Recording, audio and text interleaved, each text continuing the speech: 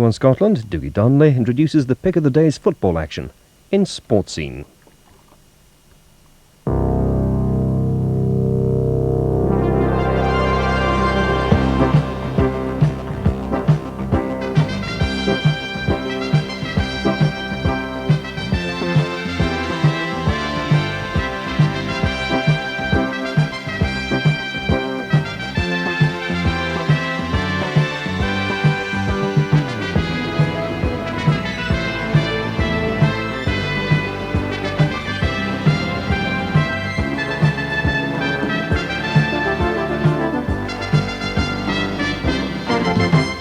On Sports Scene tonight, the highlights of a game involving two of our European hopefuls, Hibs and Dundee United. Collins, oh, brilliantly saved. And in a roundup of the rest of today's sporting headlines, a report on the Kingdom of Fife rally. Hello, good evening. It was the day of the Premier Division concertinaed, so that incredibly only 2 points cover all 10 teams. Mo Johnston finally got on the competitive score sheet for Rangers with the only goal of the game at Ibrox against Aberdeen, whilst the other half of the old firm went down to a shock 1-0 defeat at Love Street to a goal from Keith Walker. Well, the stories behind these headlines a little later, but let's start at Easter Road, where two of the sides looking forward to European ties in midweek met on league business. Neither Hibs nor Dundee United have made the most convincing of starts to the season, but a confidence-boosting win was what both sides wanted in anticipation of the challenge to come. The commentator is Archie McPherson, who before the game enjoyed the view of one of Scotland's most famous landmarks. Well, the television platform at Easter Road affords us one of the most splendid views in Edinburgh, the familiar, rugged but attractive features of Arthur's Seat. And we hope they have no recourse to watching that for the next 90 minutes, and neither do Hibs. That's the Hibs team. They've had a disappointing start to the season, knocked out of the Skull Cup, of course. That's almost the same team as started off against Hearts the last time we saw them, except that Evans is on from the start. He was a sub last time. And at full-back, number 2, there he is, Kane. He's one of the most improved players in the Hibs team. Put back there by Alec Miller, a very good ploy by him. Very steadying and creative influence in a defensive position. And there's Dundee United. Again, a disappointing start to the season. They've conceded a lot of goals for them in such an early part of the season, 6 goals no less. A cosmopolitan team. And there is O'Neill. Michael O'Neill, club record of 350,000 for him. He was sought after by Alec Miller as well. Dundee United won that race. The referee from Aberdeen is Sandy Roy. Hibs kicking down the slope on an ideal afternoon for football. The pitch looks quite luscious, and Dundee United, I suspect, would like to play at Easter Road in every away game because they haven't lost in 10 years here. That's a very good record indeed. Two teams almost evenly balanced in the league, and a very good start by Weir.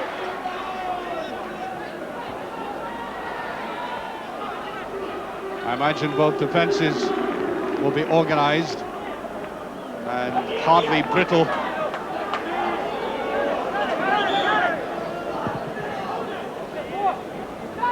Evans. Get that in nicely, run forward there by Mitchell. Linesman indicating a throw to Dundee United.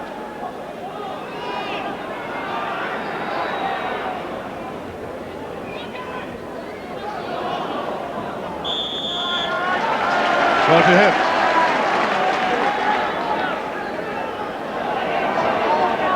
That's there by Neil Orr.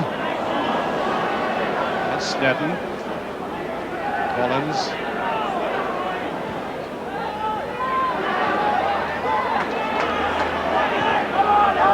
Hibs merely trying to keep possession. Kane, Auchen. Kane wanted to come forward. And the flag goes up, it's offside.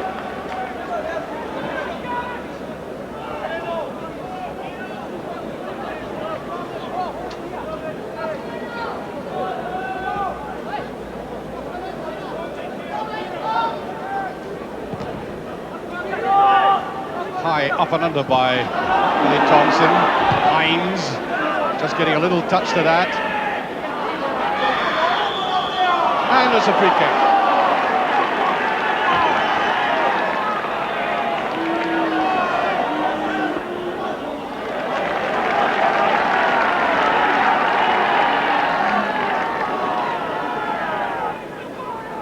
It's almost in the crowd there.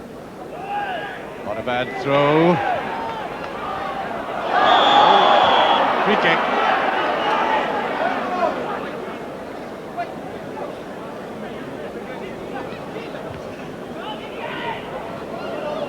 Quite happy to play the ball across the penalty area, remain cool.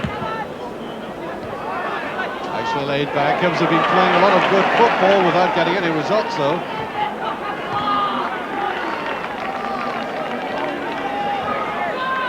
That's a good ball. Gallagher laid it back. Oh, fine.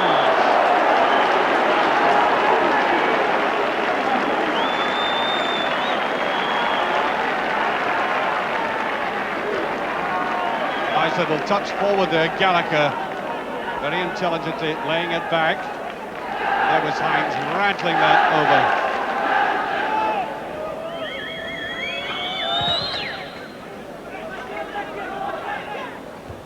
Evans making the challenge. McInally in at the back and away by Van der Hoorn.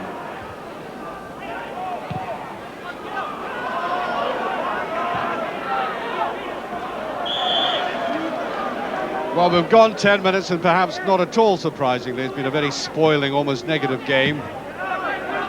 Ball hardly seen in the penalty areas. And it won't be if that goes on from the normally immaculate Jim McInally.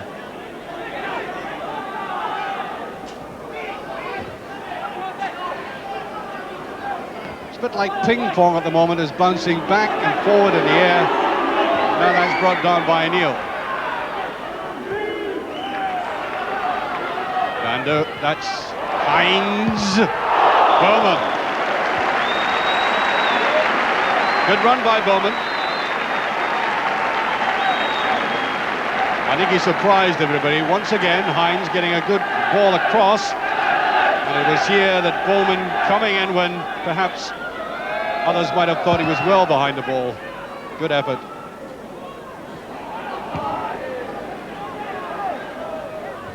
Almost a misunderstanding in the Hibs defence. Van der Hoorn. And they all stood back. Van der Hoorn. It's a little too much, and David Nery ought to cope with that, and does. He's got great pace, David Nery. Seen so many balls being hit beyond him. He's been maybe marginally behind an attacker and caught him up time after time.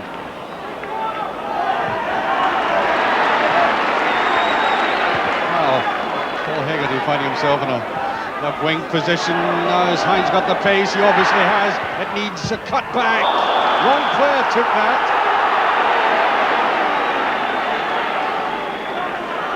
I think that needed perhaps more of a chip, because Kevin Gallagher was too near the post.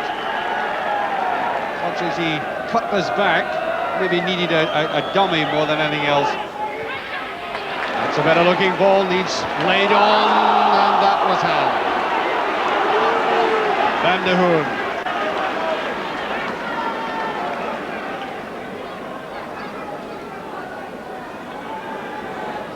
Taken by Paul Kane. Colin just got the touch to it. Mitchell. Evans. That will be a corner kick. Good supporters like that. First corner.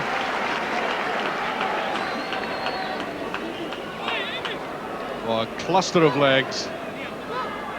Evans trying to flick it back, and Billy Thompson a little bit late. Way towards that far post. Neddy watches it carefully. Mitchell. It's a good ball, and there were three Hibs players with possibilities there. Well, this is certainly Hibs' best chance so far. Look at the number of Hibs players that might just have gone for it.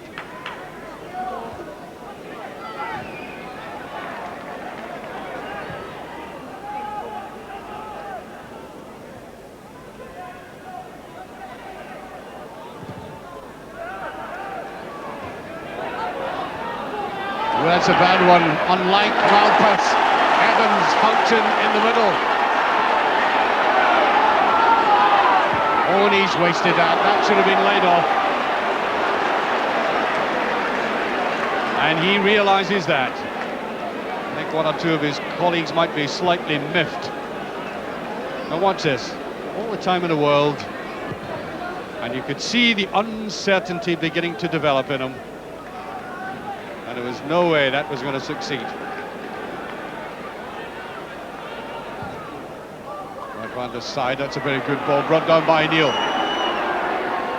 He's got a bit of room this time, and excellent tackling. Hunter having a marvellous game. Bowman. Gallagher goes in, trying to turn round in it, and that was very close indeed. You cannot afford to give this man breathing room in the penalty area. That was never an easy ball for him, but look at the way he fought for it and turned and gently curled it round.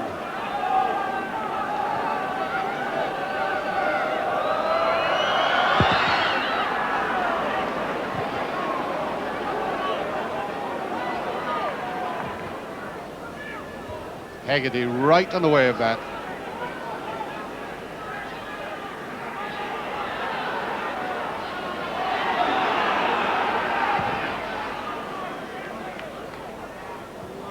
Bit of a push, no. The referee says no.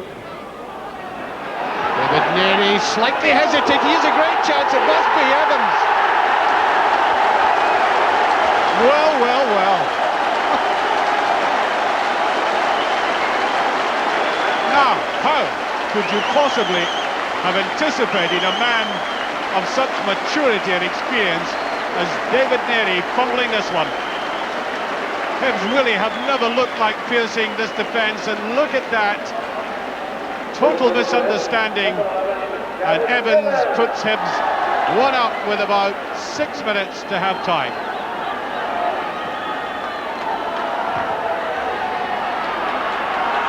Well, it's a good thing that football remains largely unpredictable. I could not have anticipated that happening.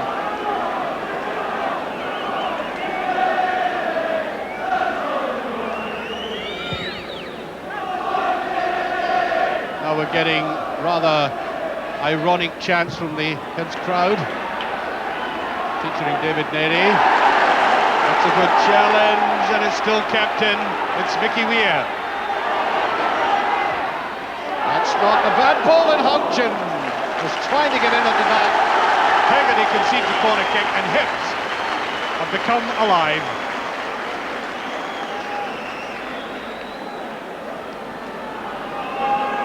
Five minutes to half-time. Hibs now in the lead. That's a corner kick, and Bowman flips it away.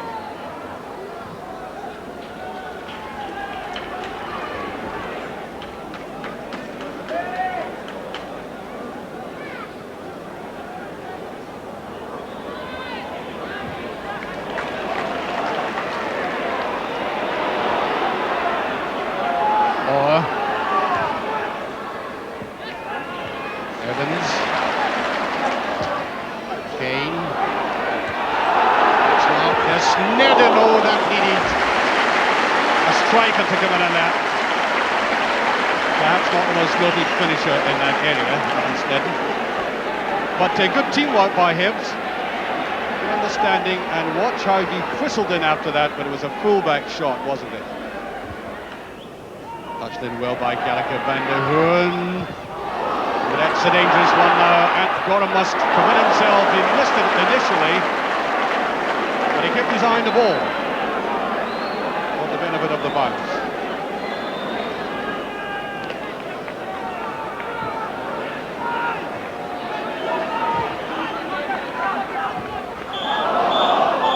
And there goes the half-time whistle on that last challenge for the ball, and I'm sure Gareth Evans, who had never believed before this game that he would get the little gift that he got. Well, I use the word little advisedly. I'm sure Mr. McLean would agree with me on that. It was a huge gift as far as he was concerned, with the man wearing that number 6 jersey there, David Neary, bestowing it upon the opposition. It's not the sort of goal you want to watch again in sports scene. But knowing David Neary, the professional that he is, he'll come back out into the second half determined to pick his team up. And this game is far from over. Off we go into the second half, and Dundee United clearly puzzled by how that goal came about, and no doubt will try to fight back into it. I think a no-scoring draw would have been a more accurate reflection of the way the first 45 minutes went. All the way through to Andy Gorham. Nice little touch on by Houchin.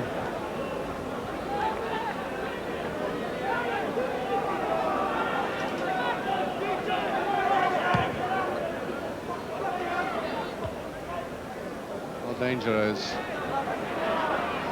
just touched away yet again confidently by Neil Cooper.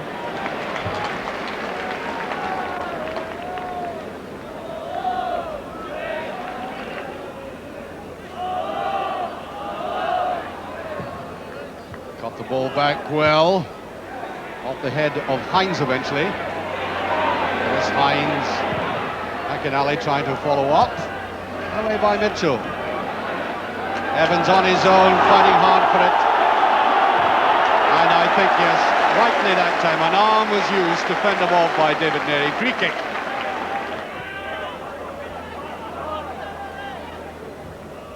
A little bit of a deflection. Houchin. The Kiwi, that's more like him. Saw a little of that in the first half, and there is Houchin. That, oh, you could see him coming in on that, and they were just touched away.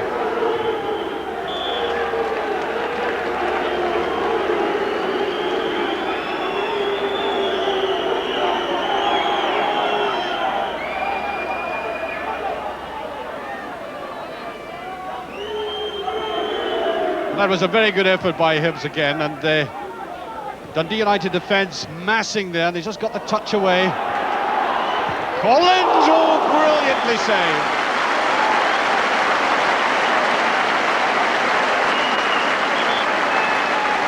That was a very difficult ball indeed for Collins.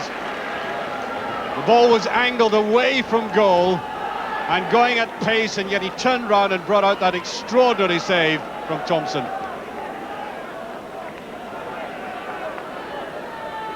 We're aiming it for the middle of the penalty area and away by Neary. Collins.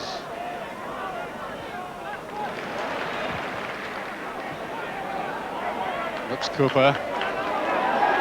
Here's Weir.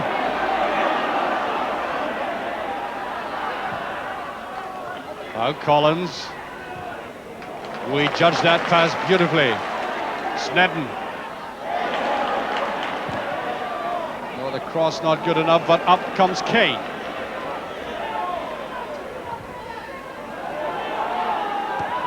Oh, Evans missed it totally.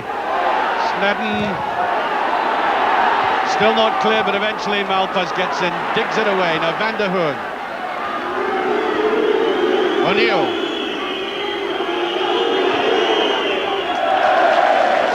Wondering why Neil's being booed. I think it's because he rejected Hibs' offers of going to the club. Supporters giving him stick.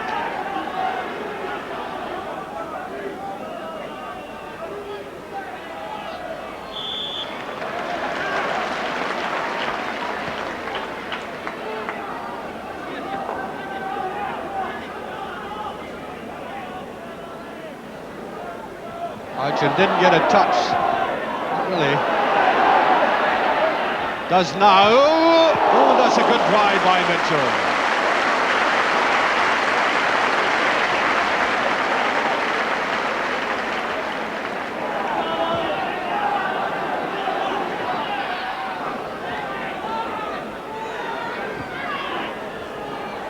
Bowman.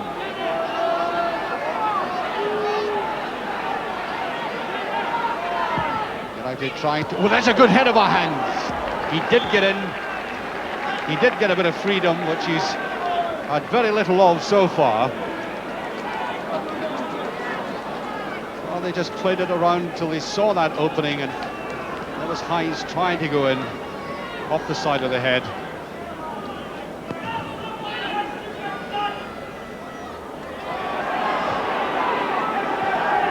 Well, we'll see nothing of Evans and Houghton the last 15 minutes. And all United. Now that's a better break. Now Mickey Weir, they've got to do something with their Hibs. So few chances. Weir going right in. But that's not a bad ball. Great run. Oh, really, you couldn't have asked for more than that. All it required was somebody at the far post, but he had gone through far too quickly. Lack support. Now they're having a substitution. Evans is going off. And David Fellinger is on for Hibs. Albers edging his way forward. Getting that for John Clark. Mickey Weir. Getting rather crowded in there, and Hibs simply cannot get the ball cleanly away from the penalty area. Well, Paul Kane is taking a long while to recover from that. And at this stage, when Dundee United have been putting on the pressure, Kane has been playing excellently in defence. If he went off, that would be a severe blow to Hibs, but I think they made up their mind to bring on their other substitute, Brian Hamilton. And Hibs have just made the substitution.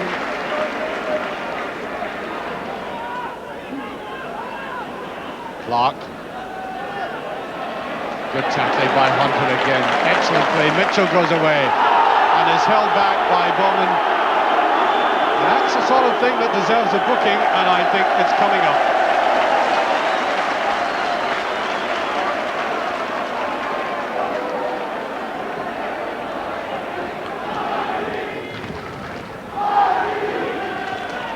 Watson trying to get it in. Here's Bellinger with a chance. He scored. Really, the United defence stood stock still. So, the youngster, David Fellinger, has been on the park about 5 minutes. That chance fell to him. Mistake by Malpas. No cover, and he sunk it, and with it, Dundee United. Because there are only 60 seconds remaining by my watch. There'll be some stoppage time, no doubt.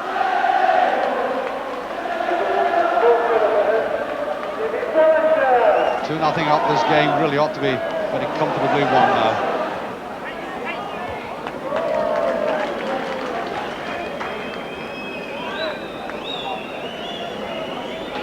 He seems to be enjoying his afternoon of football. What's a little bit more of it? We've now played 4 minutes of stoppage time. I have to point out that the referees are not paid bonus money for this sort of situation, or else we'd have a lot longer games than we normally get. And there eventually goes the final whistle. The victory that Hibs so badly needed. They have been playing reasonably well without converting it into goals this afternoon. They have, and the introduction of the young sub, David Fellinger, gave him a marvellous opportunity, a great platform, and he seized it, grasped it, and a goal coolly taken gives Hibs 2 valuable points. On the end of a 10-year record. Very good win for Hibs, obviously, but those 2 uncharacteristic defensive mistakes must give Jim McLean some cause for concern. United, in fact, now have jointly the worst defensive record in the Premier Division, along with their city neighbours, Dundee. Well, after the game, Archie suggested to Hibs international keeper Andy Gorham that it wasn't a bad result at all before Tuesday's European tie against Videoton. I think it's just what we needed. We've had a couple of bad results the last few weeks, and we're desperate to win this one just to get us going for the European game. Now, I've been speaking to Hibernian supporters who've been saying you've been playing well enough up to a point, but not really threatening much in the penalty area. Are you a bit worried that the league position was beginning to run away from you? I am. I think it's essential to get a good start in the league. The week before we played Hearts and we never had a shot on goal. That was disappointing. Then we got beat by Dunfermline here, and we created all the chances. We created a lot of chances and never won. So at least we're creating chances now. Now, Dundee United are a notoriously difficult team to beat. I mean, tactically sound, they play very intelligently. So you've got to put down a 2-0 victory against them as really handsome. We're delighted with that. We beat Rangers here as well, which we're equally delighted about. Dundee United, they're a real hard team to beat, like you say, and all the boys can take credit from this. We got a few breaks, which I think... Well, the first one was a decided break. I mean, David Davey doesn't often do that, does he? That's right. And then again, the ball could have bounced away from Gareth, so it's a bit of luck you need in these games. It's normally one goal that decides these games for us. I'm sure you were glad when that young substitute came on. He was in the right place at the right time. Aye, I think he did the same last year as well when he came on. He's a good little player. He's done well to get in the position, like again, another break for us. So how do you feel about the European game now? We don't know a lot about them, obviously. The boss has been over, Peter Colmack's over now looking at them. I think we've got to get the business done here in front of our own fans and then keep it tight away from home. Are you looking forward to it? Something I've never been involved with, so it's a new thing for me. I've been in the international squad and everything, so I hope that stands me in good stead. It's something we're all looking forward to. I was going to let you hold the mic, but I was scared you might drop it, Andy. After the first half, I probably would have done that. Andy, thank you very much. The best of luck for Tuesday. Thank you. Yeah, it's good to see European football back at Easter Road after a very long absence. Well, elsewhere in the Premier today, Mo Johnston finally broke his scoring duck, to the delight of the Rangers fans who saw the striker's header from a Trevor Stephen cross give their side their first league victory of the season. But Rangers, though, have their injury worries before that vital European Cup tie against Bayern Munich on Wednesday, particularly in the striking department, because Johnston is doubtful because of a recurrence of that thigh injury, which caused him to miss the World Cup tie in Zagreb in midweek. He'll be getting intensive treatment between now and Wednesday in the hope of making it for the match. Johnston's fellow strikers McCoist and Drinkle, of course, are already out because of suspension. Recent signing Davy Dodds is not eligible, so Rangers obviously have their problems up front. And of course, in addition, defender John Brown is out for at least 3 weeks because of an ankle injury he sustained at Ibrox today. And Graham Souness and Walter Smith would, I'm sure, be very interested to hear the news tonight that their European Cup opponents, Bayern Munich, went clear at the top of the West German First Division after they had a 2-1 win at Eintracht Frankfurt this afternoon. In fact, that was their first win in Frankfurt since 1970. The goal scorers, Alan McAnally, the Scotsman. He got the first after 36 minutes, and although Frankfurt equalised, Roland Wolfart got the winner for Bayern in the second half. So that underlines the difficulty of Rangers' task on Wednesday night. Well, Eamon Bannon was sent off at Dens Park, but Hearts held on to a 2-1 lead until Graham Harvey's equaliser, 14 minutes from time. Craig Patterson got a last-minute equaliser for Motherwell at Dunfermline, who had gone ahead through Ross Jack. And Keith Walker's winner for St Mirren came just 10 minutes, giving Saints an Old Firm double after their first day win over Rangers. The match, though, will be remembered for a string of brilliant saves by Campbell Money, 4 bookings and 2 orderings off St Mirren winger Paul Kinnaird and, controversially, Tommy Burns, after he was substituted by Anton Rogan. So only 2 points separate Celtic, one of 4 teams at the top of the table, from Rangers, one of 4 teams at the bottom. And much maligned Motherwell are the only undefeated side left in the Premier Division.